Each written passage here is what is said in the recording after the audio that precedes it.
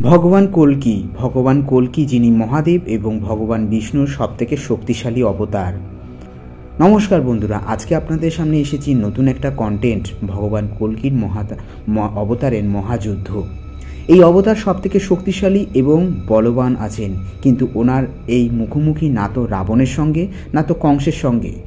এইবার ওনার শত্রু এতটাই ভয়ঙ্কর আছে যেটা ভগবান কল্কির ক্ষেত্রে নিজস্ব তার মানা তো দূরের কথা, তার সামনে বেশিক্ষণ দাঁড়ানোটাও সম্ভব নয়। এইবার ওনার মুখোমুখি এমন এক ভয়ানক শক্তির সঙ্গে হবে যেটার কাল ব্যথিত হবে। কাম, লোভ, অহংকার, ক্রোধ সমস্ত বিষয়ে তার অধিকার থাকবে। উনি এতটাই শক্তিশালী হবেন, না তো ওনাকে ছলে মারা যাবে, না তো ওনাকে বলবানের মাধ্যমে মারা যাবে, না তো ওনাকে কোনো প্ল্যানিংয়ের মাধ্যমে মারা যাবে। এই ভয়ানক জমকে ওই সমস্ত সংসার চিনবে কালী পুরুষ নামে। আসলে সেটা হবে কেমনভাবে? আপাতত এখনও পর্যন্ত সব থেকে ভয়ানক অসুর কালীপুরুষের জন্ম হয়েছে। এই কালীপুরুষ তাহলে কে? চলুন জেনে নিই। আমাদের মনুষ্য জাতির মধ্যেই আছে, আর আসলে তাকে ভয়ানক দেখতে হবে ওই ভয়ানক ছাওয়া। আর কেমনভাবে সে সব কিছু শেষ করবে? কালীপুরুষ, যাকে কলিযুগের সব থেকে বড় রাক্ষস বলা হয়, যেটার মানার জন্য স্বয়ং ভগবান বিষ্ণু তার নিজের 10ম অবতার রূপে জন্ম নেবেন। আর এই অবতার হবে কল্কি অবতার। এটাও অবশ্য জানা খুবই দরকার, কল্কি যুগের সব থেকে বড় ভয়ানক, সব থেকে বড় অসুর তথা সব থেকে বড় ভয়টা কিসের, তথা অসুরের জন্মটা কোথায় হয়েছিল। এই রহস্যটা জানার জন্য আমাদেরকে তাহলে অতি অবশ্যই সৃষ্টি তৈরির সময় যেতে হবে, অর্থাৎ সত্যযুগে। একবার ঋষি দুর্বাসা স্বর্গলোকে দেবরাজ ইন্দ্রকে শুভেচ্ছা জানানোর জন্য গেছিলেন। দেবরাজ ইন্দ্র অনেক বড় অসুরকে বধ করে দিয়েছিলেন। এই খুশিতে মহারিষি দুর্বাসা একটি পারিজাত মালা দেবরাজ ইন্দ্রকে দিয়েছিলেন, কিন্তু জয়লাভের খুশিতে ইন্দ্রদেবের অহংকার বেড়ে যায়, আর অহংকার এসে ওই মালা তার নিজের ঐরাবতকে পরিয়ে দেন। আর ঐরাবত সেই মালাটাকে কোনো সম্মান না করে তার সুরের মধ্যে লটকে ফেলে দেয়। আর ওই অপমান মহারিষি দুর্বাসা কোনোভাবেই মেনে নেয়নি, তার সমস্ত সীমা লঙ্ঘন করে কোপ দিয়েছিলেন, অর্থাৎ অভিশাপ। তারপর মহারিষি দুর্বাসা দেবরাজ ইন্দ্রকে অভিশাপ দেয়। দেখতেই পাচ্ছেন মহর্ষি দুর্বাসা কতটা ক্ষিপ্ত হয়ে আছেন দেবরাজ ইন্দ্রের ওপরে, অর্থাৎ মহর্ষি দুর্বাসা তিনি খুবই বিরক্ত। तुझे श्री का बड़ा अहंकार है ना, तो जा, आज मैं तुझे और सभी देवी देवताओं को श्राप देता हूँ कि तू और सभी देवी देवता श्रीहीन हो जाएंगे।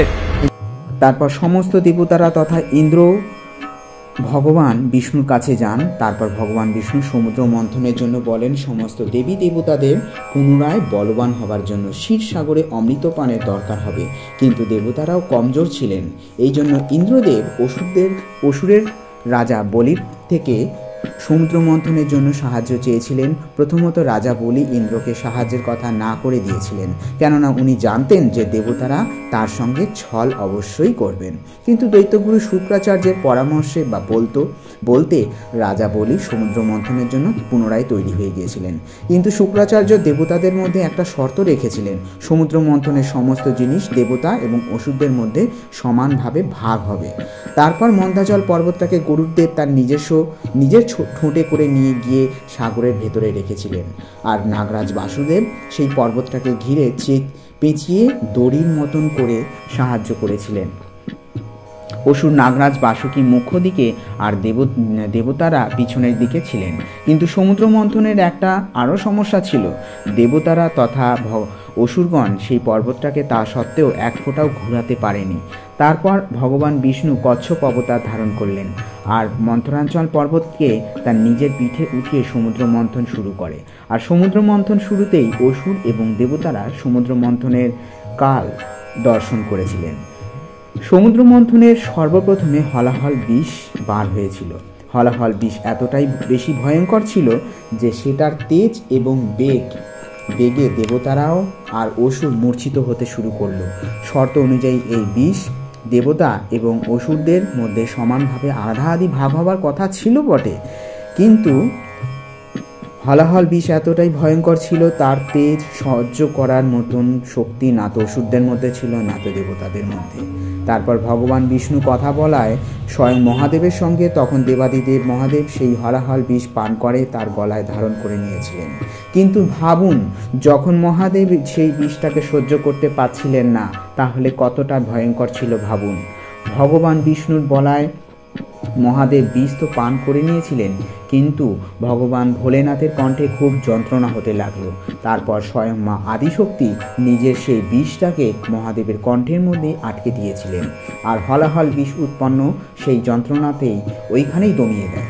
আর এই কারণে মহাদেবের আরেক নাম নীলকণ্ঠ নামে খ্যাত ছিল। কিন্তু যখন এগুলো হচ্ছিল তখন রাক্ষস কলির মুখে গিয়ে পড়ে, আর সেই কারণেই রাক্ষস কলির শরীর শেষ হয়ে যায়। তারপর পুনরায় যখন মন্থন হলো তখন ওইখান থেকে সর্বপ্রথম কামধেনু গরু বার হয়েছিল, যাকে ঋষিগণ রেখে দিয়েছিলেন। উচ্চস্বরে অশ্ব অর্থাৎ ঘোড়ার উৎপত্তি হয়েছিল, যাকে রাজা বলি গ্রহণ করেছিলেন। আর ঐরাবত হাতিকে দেবতা রাজা ইন্দ্রদেব নিয়ে নেন। আর এই কৌস্তবমণি তথা শঙ্খ অবতার ভগবান বিষ্ণু ধারণ করে নিয়েছিলেন। আর এরপরে বার হয় সঞ্জীবনী বুটি, যেটাকে পৃথিবীর একটা সুরক্ষিত স্থানে স্থাপন করা হয়েছিল। এটা সেই বুটি যেটাতে রামায়ণের সময় লক্ষ্মণকে পুনরায় জীবিত করা হয়েছিল, যখন রাবণের ছেলে মেঘনাথের মাধ্যমে ঘায়েল করা হয়েছিল। এরপর ধন সম্পদ নিয়ে মা লক্ষ্মী উৎপন্ন হয়েছিলেন। মা লক্ষ্মীকে দেখেই দেবতারা তথা অসুর খুবই তাকে নিয়ে তাদের মধ্যে একটা যে কাকে নেবে, মা লক্ষ্মী ভগবান বিষ্ণুকেই গ্রহণ করে নিয়েছিলেন। এরপর বার হলো চন্দ্রমা, যাকে ভগবান ভোলে বাবা গ্রহণ করে নিয়েছিলেন। এরপর পারিজাত বৃক্ষ তথা কল্পবৃক্ষ বার হলো, যাদের স্বর্গের মধ্যে স্থাপন করা হয়েছিল। তারপর বার হলো রম্ভা, যাকে অপ্সরা রূপসী বানিয়ে স্বর্গের মধ্যেই রেখে দেওয়া হলো। এরপর বার হলো বরুণী দেবী, অর্থাৎ সুরা বা নেশাপানের দেবী, যাকে অসুরগণ গ্রহণ করে নিয়েছিলেন। আর শেষের দিকে ভগবান ধন্বন্তরী তার নিজের হাতে অমৃত কলস নিয়ে উৎপত্তি হয়েছিলেন, যেটায় কাড়াকাড়ি লেগে গিয়েছিল দেবতা এবং অসুরদের মধ্যে। সমুদ্রের মধ্যে একটা ছিটাপোড়া পড়েছিল, যেটা নাসিক